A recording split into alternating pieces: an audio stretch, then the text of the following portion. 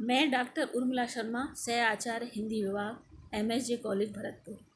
आज मैं MA उत्तरार्ध के विद्यार्थियों के लिए विशिष्ट कवि के रूप में कवि सूरदास पर अपना व्याख्यान दूंगी। मेरे व्याख्यान का शीर्षक है सूरदास का भ्रमर गीत प्रसंग। सूरदास जी को पढ़ने से पहले हम भक्ति काल के बारे में जान लेते हैं, क्योंकि सूरदास जी भक्ति काल के श्रेष्ठ कवि हैं।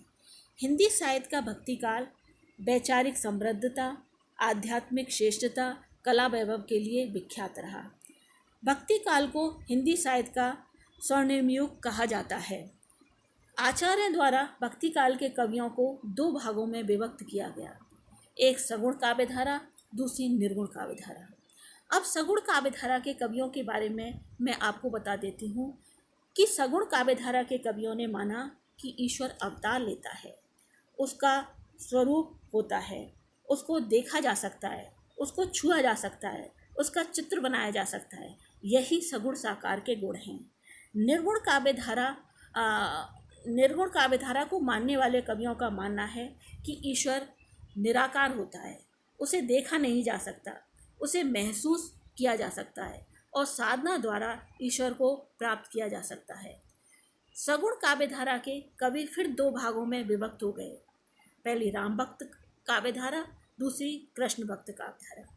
राम काव्यधारा के प्रमुख कवि हैं तुलसीदास, जबकि कृष्ण काव्यधारा के प्रमुख कवि हैं सूरदास, जिनके बारे में आज हम पढ़ेंगे।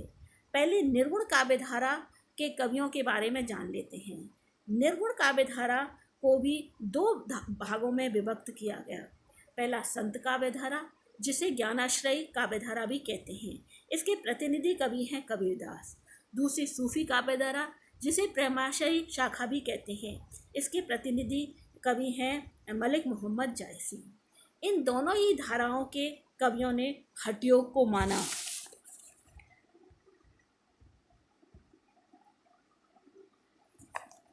अब हम सूरदास जी के बारे में पढ़ते हैं।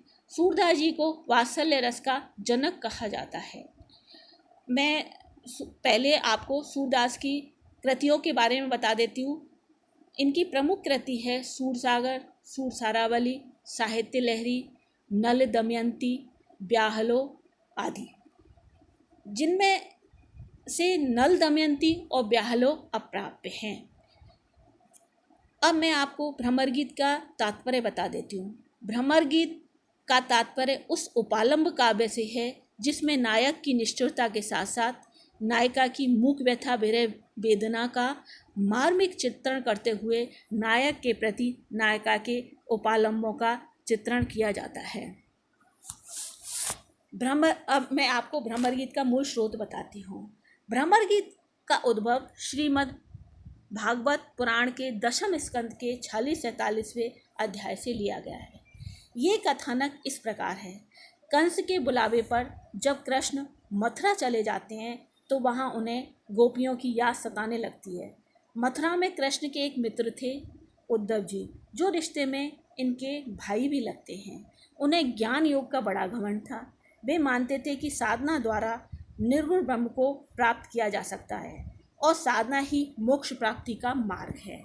कृष्ण ने एक तीर से दो शिकार करते हुए गोपियों के पास संदेश पहुंचाकर ये पता करने का प्रयास किया कि गोपियां उन्हें कितना याद करती हैं, और उद्धव जी के घमंड को तोड़ने का प्रयास भी किया।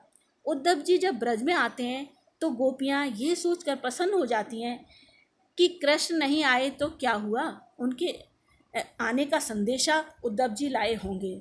लेकिन जब उद्धव जी कहते हैं कि कृष्ण ने संदेश भेजा है कि मुझे भूल जाओ, निर्गुण ब्रह्म को याद करो, उससे ही तुम्हारा उद्धार होगा, गोपियों को उद्धव की बात बड़ी बुरी लगती है। जब उद्धव जी ये बात कह रहे थे तभी एक भौरा आकर गोपियों के पैरों के पास मंडराने लगता है।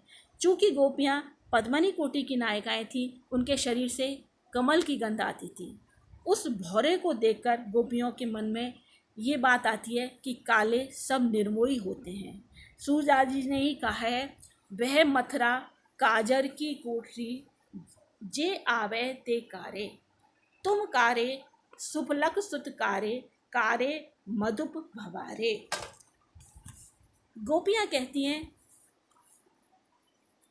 कृष्ण काले जिन्होंने प्रेम करके हमें भुला दिया, अक्रूर जी काले जो कृष्ण को मथुरा ले गए, उद्धव जी काले जो कृष्ण की यादें ही मिटाने चले आए, और ये भौरा काला जो रस पी करके पहचान भुला देता है।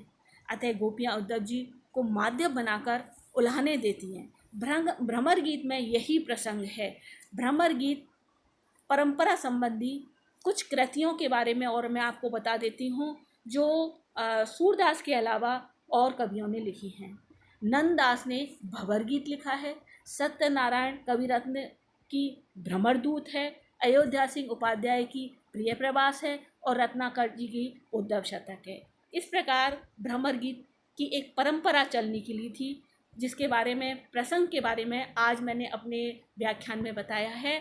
और मुझे लगता है कि आपको मेरा व्याख्यान पसंद आया होगा। धन्यवाद।